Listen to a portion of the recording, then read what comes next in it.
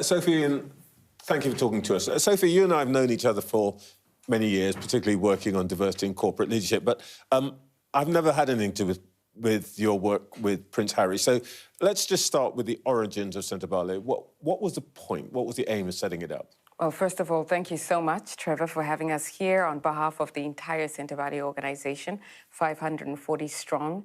This is an opportunity for us to just set the record straight and also talk about the future of Chandauka. But where did it begin?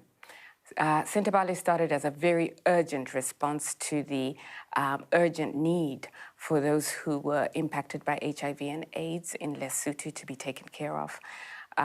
Prince Harry and Princess thought that they were uniquely placed to respond to the needs of orphans and vulnerable children, and this was in 2006. Lesotho is a very small country that's within South Africa itself. But as you roll on to 2024, the issues in Southern Africa are actually quite different. HIV and AIDS is no longer a death sentence. And so our organization is really looking at those other elements in the ecosystem that affect the health and well-being of young people. And so at Chandauka, we're focused on health, on wealth, and on climate resilience of young people in Lesotho and Botswana. OK, over time, it's built to be quite a big outfit. It's a multi-million-dollar outfit, I think.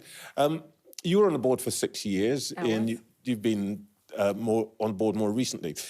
Sophie, let me start with you. When you came back as chair in 2023, what did you think was going wrong?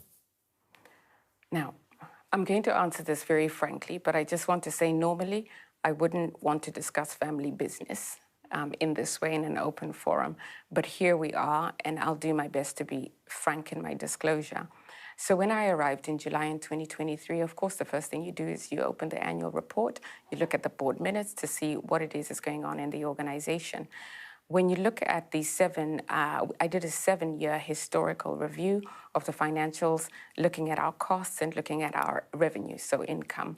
It was pretty obvious to me that we had lost quite a number of corporate sponsors, we'd lost some families, and we'd lost individuals who were donating to the organization. And there was quite a significant correlation between the time the organization started to see a departure of sort of major organizations and Prince Harry's departure from the UK itself. When you look at the board minutes, though, there is no discussion about what's happening with respect to some of our most significant funders. And then when you discuss with the senior executive team and ask why there isn't a conversation about this, the answer is it's really difficult to have this conversation because the instruction was it's an uncomfortable conversation to have with Prince Harry in the room. So the central point here is when you look at the risk register of the charity and funding, number one risk is that's Duke of Sussex.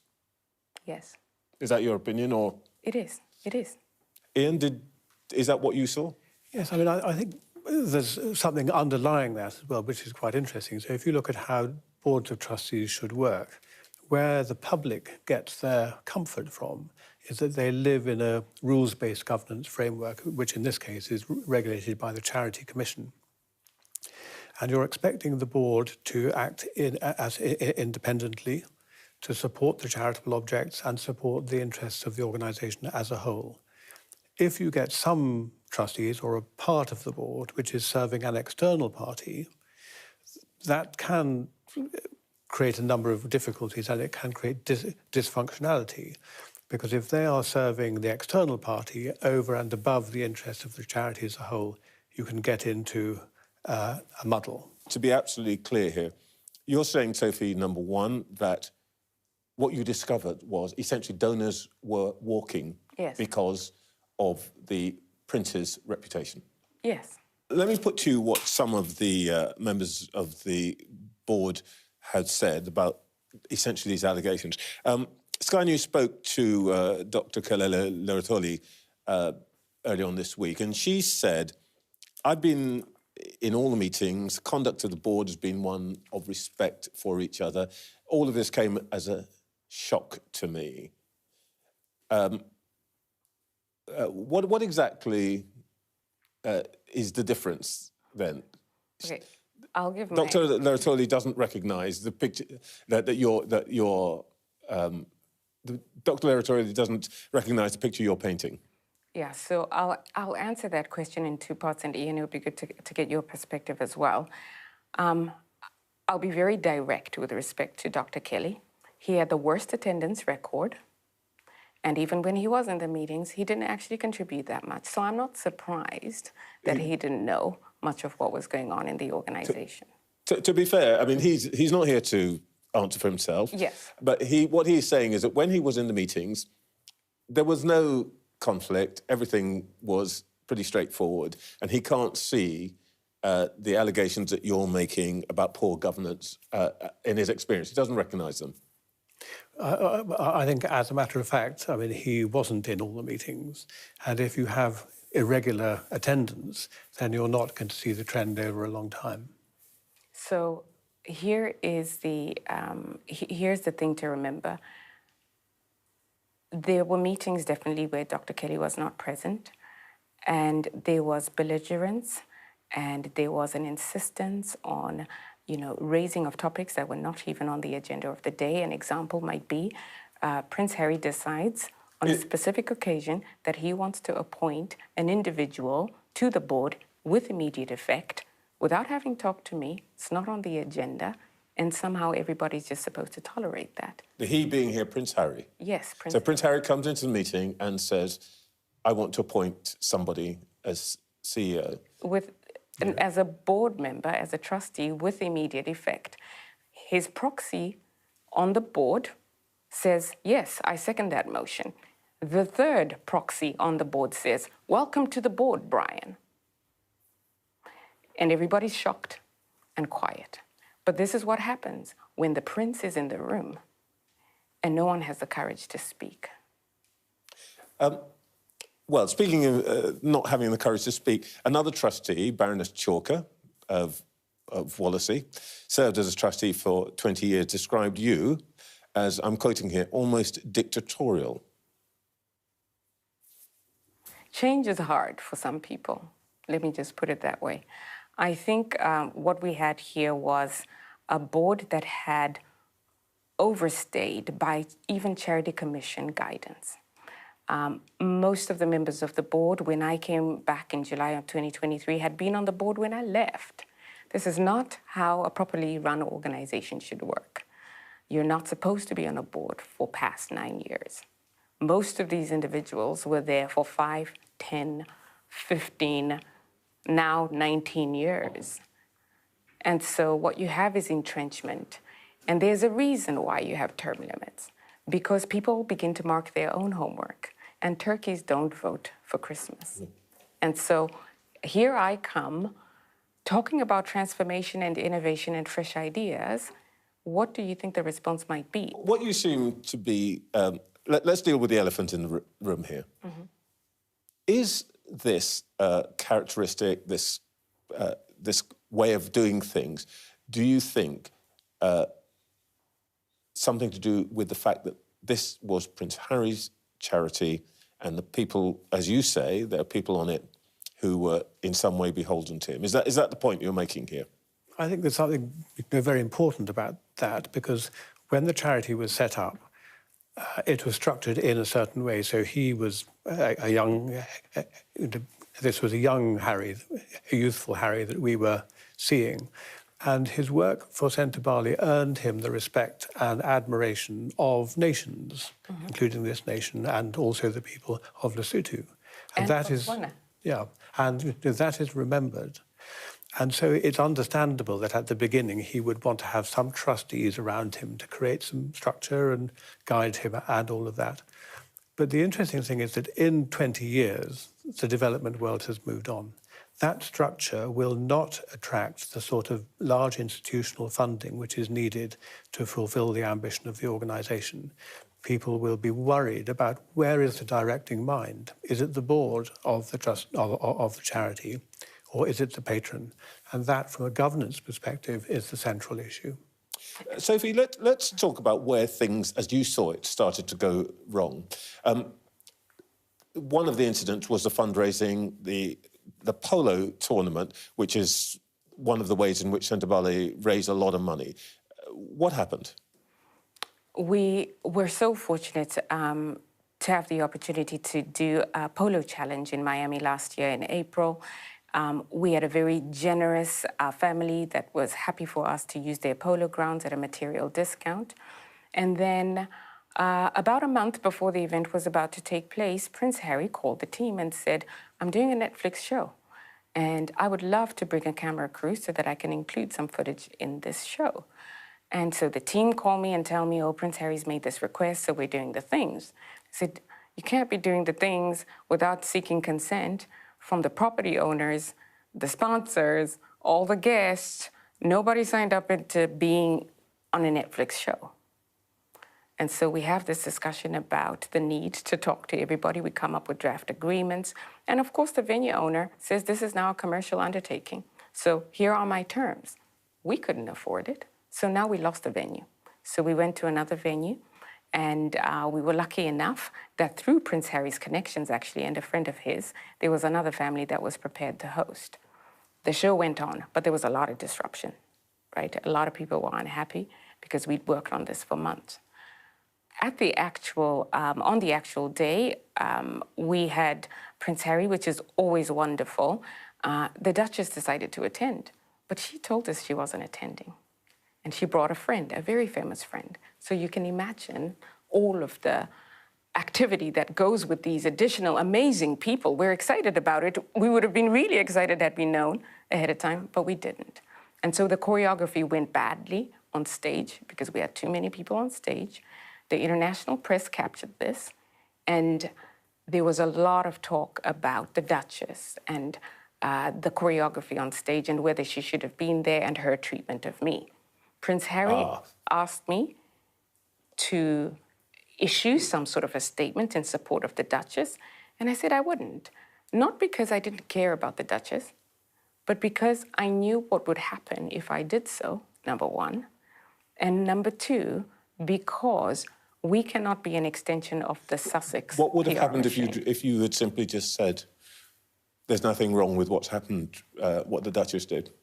Well, the Duchess has told Dr. Sophie Chandauka to make a press release about her, and then she'll get even worse trolling. That's what would have happened. You said that Prince Harry wanted to, I'm quoting here, force the failure of the charity. Why on earth would he want a charity he founded in memory of his mother to fail? I mean, that's... He would have some justification for feeling hurt at allegation. To be honest, it's a last resort. Really, what Prince Harry wanted to do was to eject me from the organization, and this went on for months. It went on for months through bullying, harassment. I have documentation. There were board meetings where members of the executive team and external strategic advisors were sending me messages saying, should I interrupt? Should I stop this? Oh my gosh, this is so bad.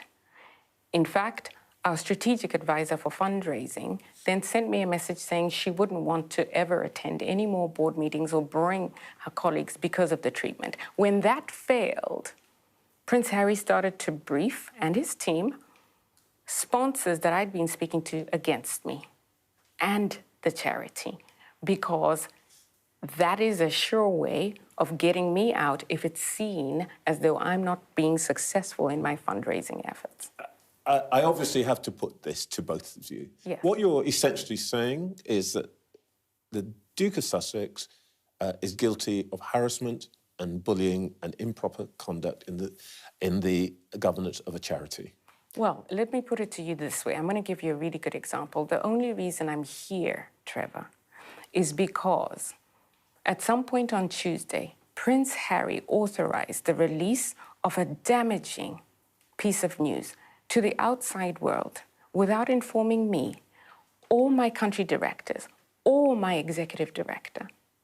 And can you imagine what that attack has done for me, on me, and the 540 individuals in the Centre Valley organizations and their family? That is an example of harassment and bullying at scale.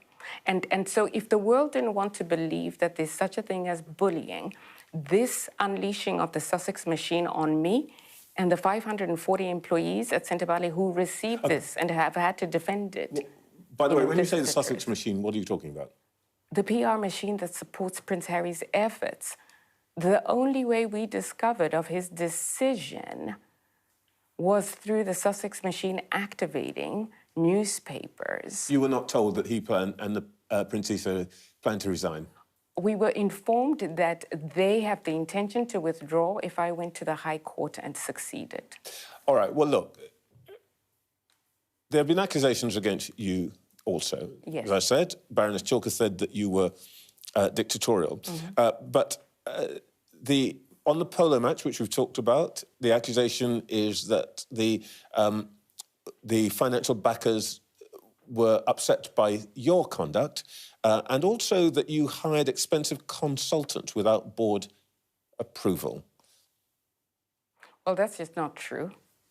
Ian is witness. Well, look, I mean, another source from who was a trustee, apparently, told a national newspaper that the trustees were supportive of moving fundraising towards America. But you didn't do that, you, Sophie, and I'm quoting here from the Financial Times. Trustees tried to negotiate this privately, requested she consider her position due to their lack of trust and confidence in her as a leader. Isn't the problem here that it was you was the problem, not the Prince? It was me who was the problem because I put a whistleblower complaint about the bullying, the harassment, and the misogyny, and Prince Harry interfered in the investigation of that.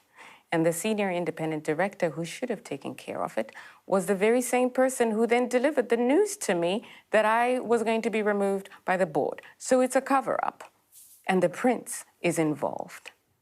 You talked about misogyny. Let's be frank, are you saying that the misogyny stemmed from Prince Harry himself and his associates?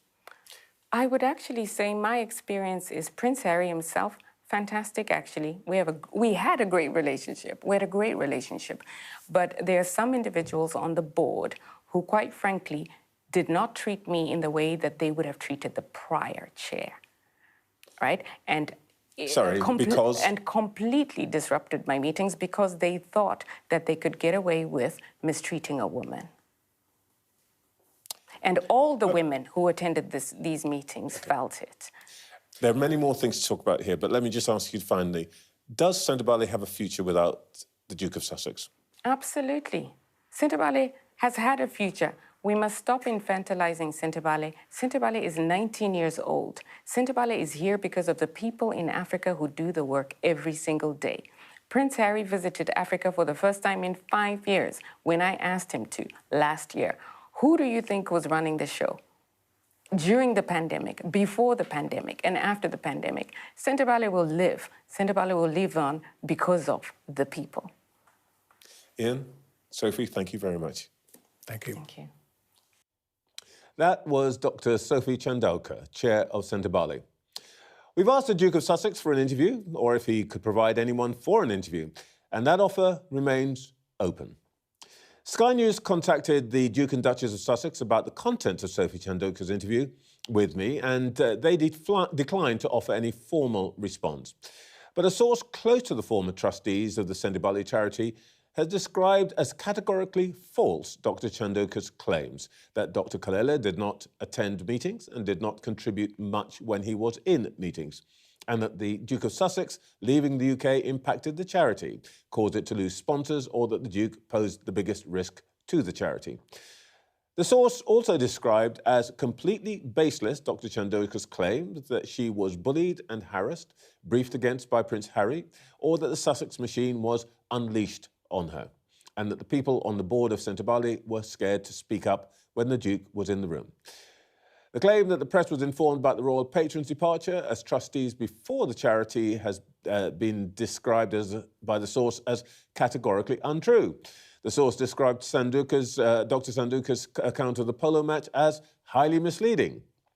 Well, Sky News also contacted Netflix, who declined to comment. In response to Dr. Chandauka's claim that the Duke of Sussex was forcing the failure of the charity as a last resort, the source pointed to the public statement of Prince Harry and his co-founder of the Chandauka charity, Prince Cicero of Lesotho, which read, "It is devastating that the relationship between the charity's trustees and the chair of the board broke down beyond repair, creating an untenable situation. These trustees acted in the best interest of the charity in asking the chair to step down while keeping the well-being of staff in mind. In turn, she sued the charity to remain in this voluntary position, further underscoring the broken relationship.